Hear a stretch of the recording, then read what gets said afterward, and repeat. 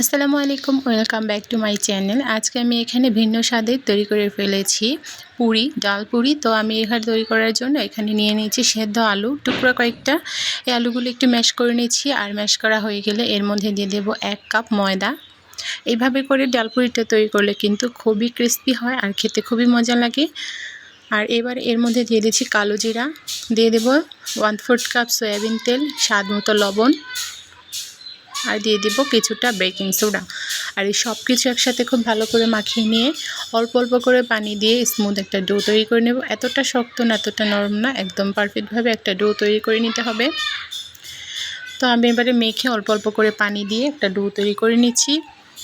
অবশ্যই কিন্তু অল্প করে পানি দিয়ে ডোটা তৈরি করতে হবে। একেবারে পানি দিতে গেলে হয়তো বা নরম হয়ে যেতে পারে, তাহলে কিন্তু আর পুরি শেপ দেওয়া যাবে না, ভালো হবে না। আর ডাল পুরি রেসিপিটা কিন্তু খুবই পপুলার, তবে এইভাবে করে তৈরি করলে কিন্তু টেস্ট আরও বেড়ে যাবে। এবারে মাখানো হয়ে গিয়েছে, উপরে তেল মেখিয়ে দিয়ে এটা রেস্টে রেখে দিলাম। আর এবারে আমি এর ভেতরে পুর দেওয়ার জন্য ডালটা নিয়ে নেব। ডালটা আমি আগে থেকে কিছুটা রসুনের কোয়া আর লবণ দিয়ে সিদ্ধ করে রেখেছিলাম। আর এই সিদ্ধ করা ডালের মধ্যে এবার আমি কিছু ঘরোয়া উপকরণ মিক্স করে দেব, যাতে করে এর ভিতরটা একটু টেস্টি হয়। প্রথমে রসুনগুলো এভাবে ভেঙে এর সাথে মিশিয়ে নিতে হবে। আর এর মধ্যে দিয়ে দিচ্ছি গরম মশলা, দিয়ে দিচ্ছি আর দিয়ে দিলাম ধনিয়া ফাঁকি, গোলমরিচের ফাঁকি। আর এই সব কিছু এবারে ভালো করে মিশিয়ে নেব।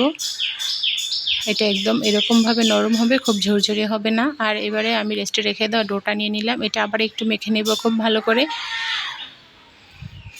করে মেখে নিয়ে যতগুলো পুরি তৈরি করব ততটা ভাগে ভাগ করে দেব, সমপরিমাণভাবে ভাগ করে দিয়ে একে একে আমি পুরিগুলো তৈরি করে নেব। অবশ্যই কিন্তু আপনারা বাসায় এভাবে করে এই ডাল পুরিটা তৈরি করবেন, খুবই টেস্টি হবে আর খুবই হেলদিও হবে। বাসায় তৈরি করা খাবার অবশ্যই হেলদি হয় বাজারের কেনা খাবারের চাইতে। তো আপনারা এভাবে করে ভিডিওটা দেখে আপনারা পুরিটা তৈরি করবেন। কেমন লাগলো কমেন্ট বক্সে জানাবেন, ভালো লাগলে ভিডিওটা লাইক কমেন্ট শেয়ার করে দেবেন, চ্যানেলটা অবশ্যই সাবস্ক্রাইব করে রাখবেন।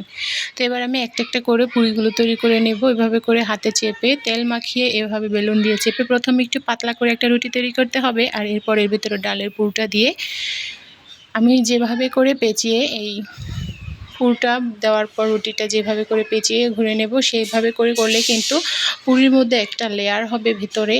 আর ডিরেক্টলি এইভাবে করে ডাল দিয়ে চেপে যদি মুখ বন্ধ করে চাপ দিয়ে রুটি বানানো হয়, তাহলে কিন্তু কোনোভাবে কোনো লেয়ার হয় না।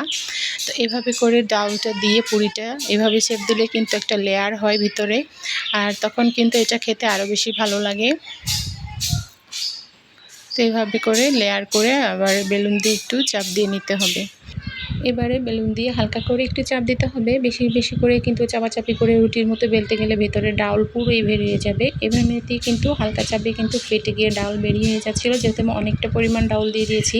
তো আপনারা চাইলে কিন্তু আরও কম ডাউল দিয়ে তৈরি করতে পারেন। তো আমার কাছে ভেতরে ডাউলের পরিমাণটা বেশি থাকলে খুবই ভালো লাগে। একইভাবে কিন্তু আমি সমস্ত রুটিগুলো এভাবে করে বানিয়ে নিয়েছি, পুরি শেপ দিয়ে নিয়েছি। কড়াই তেল বসিয়ে দিয়েছি, তেলটা গরম করে নিচ্ছি। তেলটা একদম কড়াকড়িভাবে গরম করে নিতে হবে। আর এরপর চুলার আঁচ মাঝামাঝি রেখে কিন্তু এগুলো ভেজে নিতে হবে। খুব বেশি সময় দিয়েও ভাজা যাবে না, অল্প সময়ের মধ্যে ভেজে নিতে হবে। আর যেহেতু এটা ডাল পুরি, এত বেশি সময়ও লাগে না ভাজার জন্য।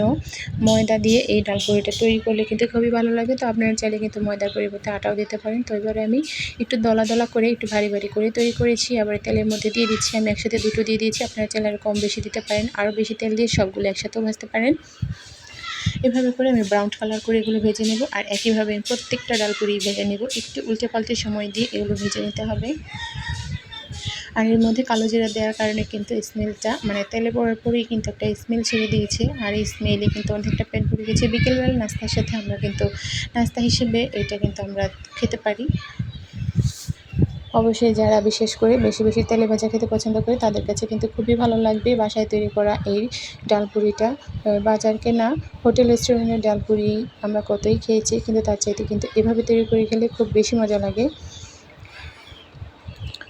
ডাউলের পরিমাণটা ভিতরে বেশি দেওয়ার কারণে কিন্তু খুবই টেস্টি হয়।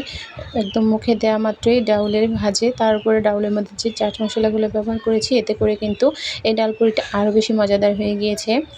তো আমি লেয়ার করে দিয়েছিলাম, সেজন্য এরকম দেখা যাচ্ছে। এবারে আমি একইভাবে সমস্ত পুরিগুলো এভাবে ভেজে নিয়েছি। আমি আপনাদেরকে একটা ভেঙে দেখিয়ে দিচ্ছি কতটা মুচমুচে হয়েছে, দেখতে পাচ্ছেন একদম ফুলকো ফুলকো লুচি হয়ে গেছে, লুচির মতো মানে পুরি হয়ে গিয়েছে।